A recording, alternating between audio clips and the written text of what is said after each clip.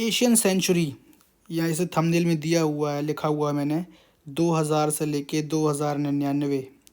ये short video रहेगा और इसमें मैं ये बताने की कोशिश करूँगा आप लोगों को कि किस तरीके से व्हाट इज़ एशियन सेंचुरी और किस तरीके से इंडिया और चाइना मिलके एशियन सेंचुरी को बिल्ड कर रहे हैं और क्या इम्पोर्टेंस है इंडिया चाइना रिलेशनशिप की एशियन सेंचुरी के लिए, ठीक है ना। और क्या सारे चीज़ हिंडर कर रहे हैं, मतलब क्या हर्डल्स आ रहे हैं, क्या प्रॉब्लम्स, क्या थ्रेट्स हैं जो कि इंडिया चाइना रिलेशनशिप और एशियन सेंचुरी को अफेक्ट कर सकते हैं, यानी कि व्हाट आर द इफेक्ट्स और factors affecting India China relations. तो सबसे पहले हमें ये जानना पड़ेगा उस चीज़ के ऊपर कि what is Asian century. Asian century क्या है ये जानने से पहले मैं आपको एक डेटा शेयर करना चाहता हूँ। तो ये डेटा को अगर आप ध्यान से देखोगे तो इस पे ये डेटा स्टैटिस्टिका का है। तो जैसे इस पे देखोगे कि नंबर 1 पे चाइना है 58 ट्रिलियन पे, नंबर 2 पे इंडिया शो हो रहा है। तो भाई यही दिखाना है, यही है एशियन सेंचुरी। और सिर्फ इंडिया और चाइना छोड़ दो, इस पे इंडोनेशिया भी है, बहुत सारे और कंट्रीज़ हैं जो अभी आएंगे, जैसे जापान है।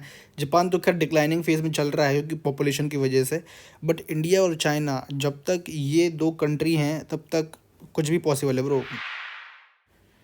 तो सबसे पहले अपन ये देखते हैं कि एशियन सेंचुरी का मतलब क्या होता है, ठीक है ना। जैसे ये लिखा हुआ है इस पे, पहले स्लाइड पे देख लो, लिखा हुआ है Asian century is the projected 21st century dominance of Asian economics, politics, culture, growth, importance, emphasize of unity of Asia, unity in Asia. मतलब ये है एशियन सेंचुरी तभी पॉसिबल है जब एशिया में यूनिटी होगी, कल्चर इंटरलिंक्ड होंगे, हर एक कल्चर दूसरे कल्चर को रिस्पेक्ट करेगा।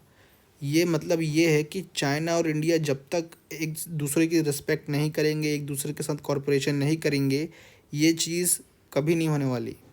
प्रोग्रेसिव रिलेशन बहुत इंपॉर्टेंट है ये कंट्रीज़ के बीच में, रिलीजन के रीजन के बीच में, चाइना और एशिया के, इंडिया के बीच में, इंडोनेशिया के बीच में। तभी ये चीज़ ब्लो अप होगी, ये तभी ये चीज़ पॉसिबल है। और एशियन सेंचुरी का इन जनरल यही मतलब है कि dominance of Asia over the world, ठीक है ना। जैसे यूरोप कर रहा है आज के टाइम का, कर चुका है, अब एशिया करेगा। इसको बोलते हैं एशियन सेंचुरी। तो जब एशियन सेंचुरी की बात आती है तो मैं एम्फेसाइज़ कर रहा हूँ बार बार इंडिया और चाइना के रिलेशनशिप पे। मैं क्यों कर रहा हूँ, चलो उस बारे में थोड़ा बात कर लेते हैं। इसी स्लाइड में देखोगे तुम, लिखा हुआ है both countries represent 40% of the world and are the centre of growth in Asia, ठीक है। मतलब ये जो दो कंट्रीज़ हैं ये सेंटर ऑफ ग्रोथ हैं एशिया में, और ये almost 40% of the world represent करते हैं एज अ पॉपुलेशन वाइज। तो जब तक इन दोनों के बीच में बढ़िया से कनेक्शन नहीं बनेंगे, बढ़िया से रिलेशनशिप नहीं होगा इन दो कंट्रीज़ के बीच में, तो एशिया प्रॉस्पर नहीं कर सकता है, ठीक है ना। तो इन दोनों के बीच में दस the relationship between these countries are important. ये दोनों के कंट्री के बीच में रिलेशनशिप बहुत ज़रूरी है होना एशियन सेंचुरी के लिए। तो अगर देखा जाए तो एशियन सेंचुरी जो है ना भाई, वो टेररिज्म हो गई और ये सारी चीज़ें की वजह से आगे नहीं बढ़ पाई कभी भी।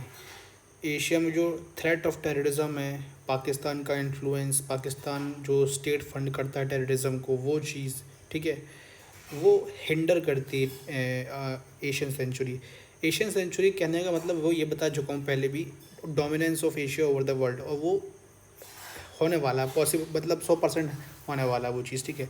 तो जो चीज़ें उसको हिंडर करती हैं वो टेररिज्म है, कंट्री की एक दूसरे के प्रति ईगो हैं, है ना, ये सारी चीज़ें वो उसको हिंडर करती हैं। तो आने वाले टाइम में India, China, Indonesia, mainly India और चाइना ये लीड करने वाले हैं एशिया को, ठीक है। इंडोनेशिया भी पीछे पीछे होगा, मलेशिया भी पीछे पीछे होगा, बट मेन टू जो सुपर पावर रहेंगे वो इंडिया और चाइना ही होने वाले हैं। अमेरिका भी बहुत पीछे हो जाएगा उस वक्त तक। तो ये था भाई वीडियो एशियन सेंचुरी पे।